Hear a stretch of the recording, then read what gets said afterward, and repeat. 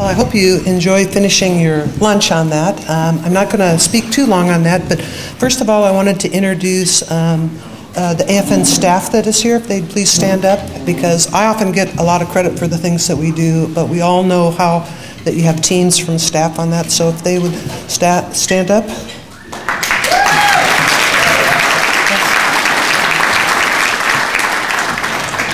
I wanted to talk a little bit about the end of the Obama administration, 2012, and some of our efforts to try to accomplish some good things on our people's behalf in this remaining year of this administration. And for those of you that work in the political realm on that, you often find out that the time when you're able to make the connections at the highest levels in government, or the times to actually accomplish things, are right at the end of administrations as people are gearing up for re-election and wanting to continue support on that. So we have a very focused effort for dealing with the Obama administration in this last year. And obviously we're very hopeful that whoever wins the presidential election will be supportive of our people's interests. But we do want to take advantage of this remaining year in place and see what we can do.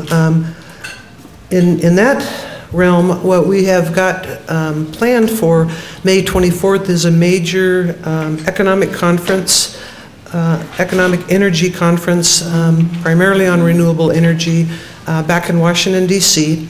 What's significant about it is our partner, which is the Center for American Progress, which, if anybody knows that entity, it's the progressive think tank for the Obama administration. In fact, probably if you looked at the top political appointments in the administration, a vast number of them came out of employees or policy experts of them. And so we're very honored to have a major conference with them as a partner, having it right in the Center for American Progress in May, because it's the first time in their history as an institution having any issue dealing with Native Americans, let alone Alaska Natives, on their radar screen and actually engaged with us.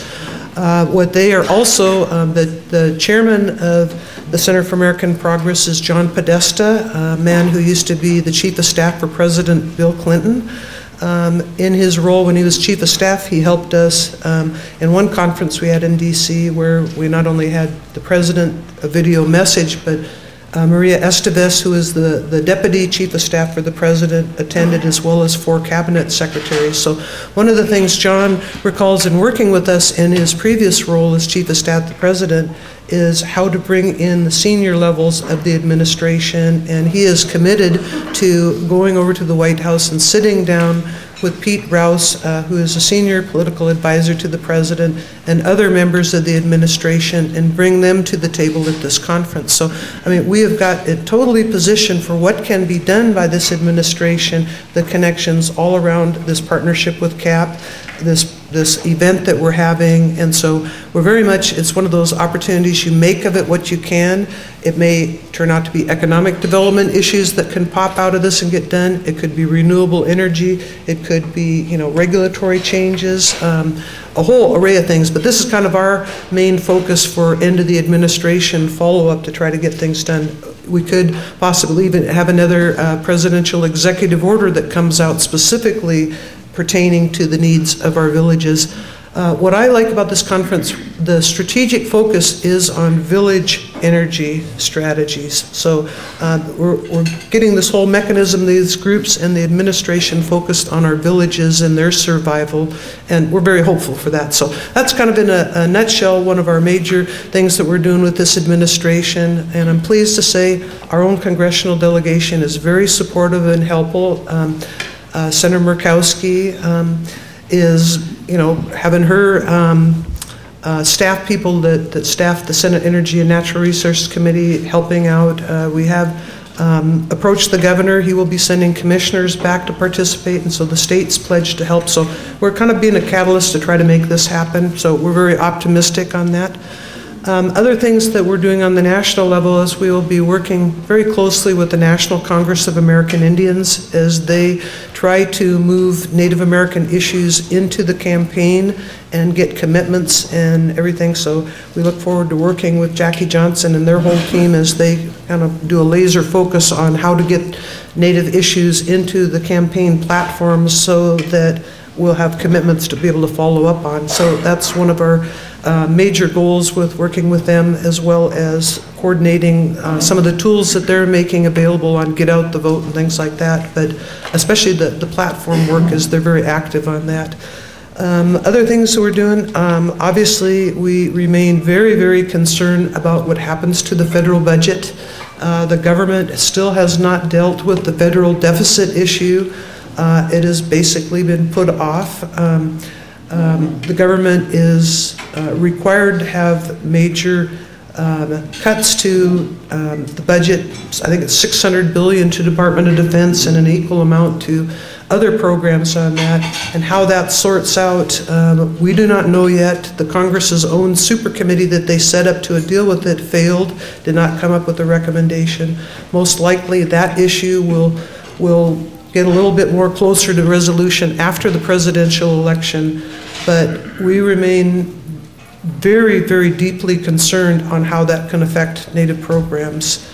If you think in terms of those budget cuts will be so dramatic that we could see programs that we have spent decades building up and working and just will disappear in the budget acts as they deal with those federal deficits. So we have a lot at stake in the congressional process in how they deal with the federal deficit, and I know that National Congress of American Indians is very concerned as well on how that happens. But I do want to tell you, we don't have specifics at this time because even the Congress hasn't figured out how the plan it is, but the scenarios are not good at all, and we are going to have to be very diligent and very active to protect our interests on every front, whether or not it's housing, whether or not it's health, whether or not it's education, whether or not it's energy.